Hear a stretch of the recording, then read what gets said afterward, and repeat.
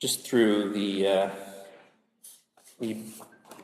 wonder of New Testament scholarship, we are pretty sure that this is a direct quote from Jesus. It's not necessarily a description necessarily of what he may have said. We know from the Greek that it's a very economical little bundle of words, like a tweet. It's a short little thing. And Greek is funny because you can jam all kinds of words into a giant Greek word that's like this long.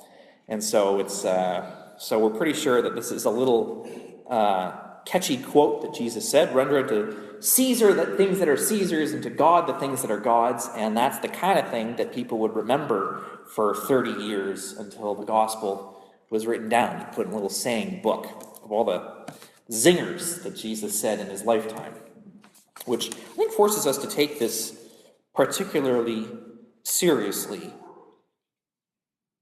What are the things that belong to God, and what are the things that belong to the emperor?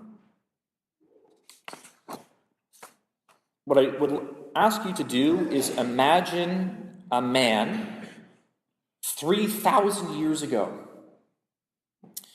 and he is Jewish, and he has done something that is a terrible thing that cannot be undone. Something terrible, and he is filled with grief and regret and shame. And what he would do in that moment is go to the temple, and he would go to a priest. And back in the day, there were 12 different tribes, 12 sort of families, and there were priests drawn from each family. And so he would have been cousins or a relative of some kind with this priest. He would know the priest very well, and he would have to tell him everything that he had done for the priest to know what to do. And so the first thing that this man would do is say, I have done this thing, this awful, unthinkable thing. This is what happened.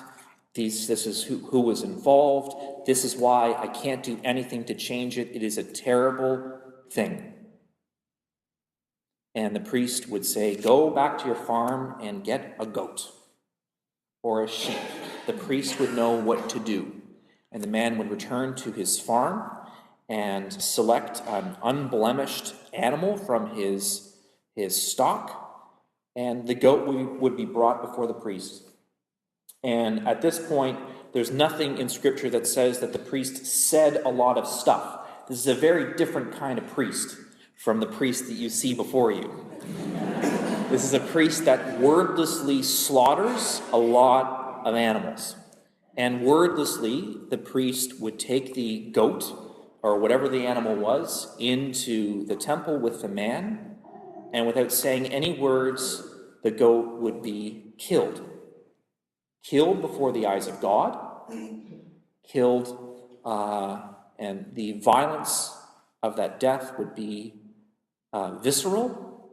There would be a lot of blood.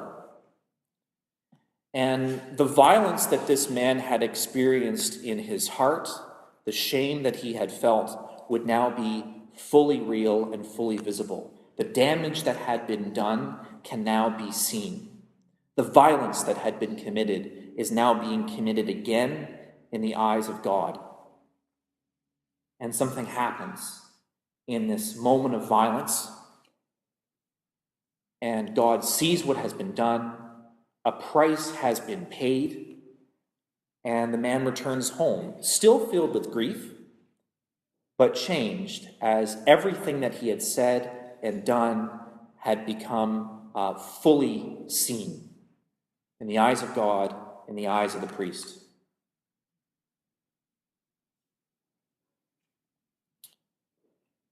But by the time of Jesus, something had happened, right? Do you hear, whenever the temple comes up in the Bible, and the temple comes up a lot in the New Testament, do you hear that same sense of mystery, of wonder, a place of great healing and reconciliation, a familiar place where everyone can go and know that they will be seen by God? Is that the sense that you get? No, right? whenever we hear about the temple in the New Testament, it has become a kind of dangerous place, a place filled with arguments, people trying to entrap other people. These Herodians are sort of cronies of the emperor, and they're trying to trap Jesus in this place of teaching and place of mystery and place of holiness into saying something terrible about the emperor so that he would be arrested and executed. The mystery and wonder of the temple had been destroyed by corruption. Perhaps had simply been destroyed by years and years of these moments, and slowly changing. People had changed, society had changed, times had changed. The mystery was gone. The temple was destroyed long before the physical temple structures were destroyed by Rome. We can think of a similar story from not too long ago, and to be honest, it could be from yesterday, of the modern church, of somebody else committing a great sin, perhaps a great crime, and going to a priest today for confession. Just as in the ancient temple, the first thing that the penitent person does is confess the evil that has been done, and there is a violence to telling the truth. Things are said sometimes in confession. We admit to horrific things in the eyes of God that will never be repeated by the priest and will never likely be said by us in that space again. A kind of violent exchange of sorts happens as we concede the truth that has been done. And there are prayers that are spoken. The exchange happens with the priest again, this time with words. Sometimes the sacrifice is the Holy Eucharist. And we leave transformed. But my concern is, in 2014, that we are once again in a period of change and transition. There are some of us that still love the sacrament of confession as a truthful act and as a sacrificial act, and there are others that have become so wounded by the church, so disenfranchised, so angry, so hurt, that the church has become like the temple became for the apostles. The church has become a frightening place, a place where truth is not spoken, where people have been hurt. I feel the church is no longer a universal place of reconciliation in the way that the temple once was several thousand years ago. So we're kind of in an in-between time. Some of us love the sacraments of the church, and for some of us, the sacraments are frightening. Many of those people who find the church frightening are not here this morning.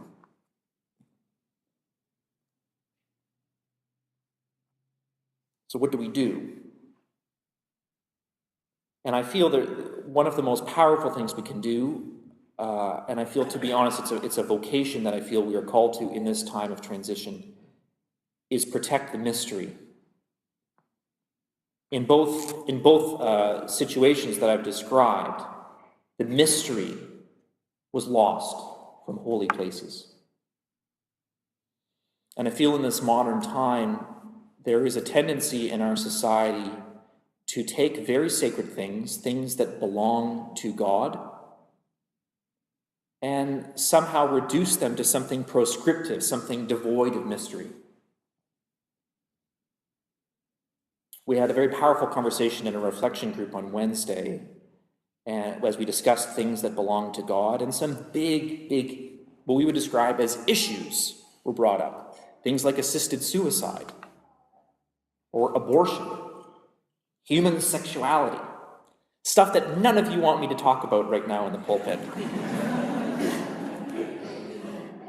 And what unifies these things, death, life, sexuality, childbirth, what unifies them all is a sense of deep and abiding mystery. We do not understand these things. They all belong to God, They are all sacred. They are all deeply and utterly mysterious.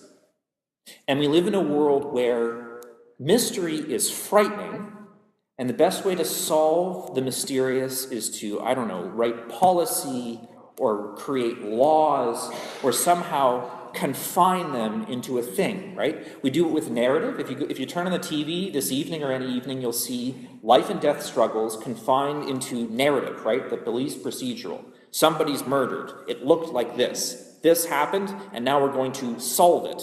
As if murder and death itself can be solved in an hour by CSI or something. Hospital dramas, same thing. There's these unthinkable life moments that these people go through and all these, and I love these hospital shows, but there's a sense of taking something that is unknowable and mysterious and beyond our comprehension and confining it into a narrative so that it can be captured and understood and we can think about it. But when I think about each one of us in this room, the most powerful moments in your life cannot be reduced to a story. There's no law that any of us would write to resolve some powerful, mysterious moment in our lives, moments addressing death, addressing life, addressing sexuality, addressing birth, children, all these sacred things. We cannot contain them in a single story. It's impossible. There's no law that we can write. There's no rule that we can create. These are mysterious things that belong to God. They do not belong to the state or to us. They belong to God. They are mysterious. And we must, as a church, protect the mystery. Because we're really the only group that is called upon to safeguard mystery in this time. When the temple lost its mystery, it lost everything. There was no more mystery in the temple when Jesus was there. It was gone. The mystery was in Jesus Christ. There was a mystery to life, a mystery to prayer, a mystery to God that is beyond our understanding. And if anything else, we must understand that the mind of God is something that we cannot know. And the solution is not to solve it for a world that loves solutions. The parables are not meant to be explained and dissected because they're mysterious and strange. There's no solution to render unto Caesar what is Caesar's and to God what is God's. If you go online, I'm sure somebody's made a list. Well, these are Caesar's things, and these are God's things. Solved. It's a mystery. I don't quite know what it looks like in 2014, what things are God's. What does it mean if life belongs to God? What does that mean? For each one of us, that might be different. Our lives are a mystery. The world is filled with wonder, and we are called as Christians to live in that mystery. Amen.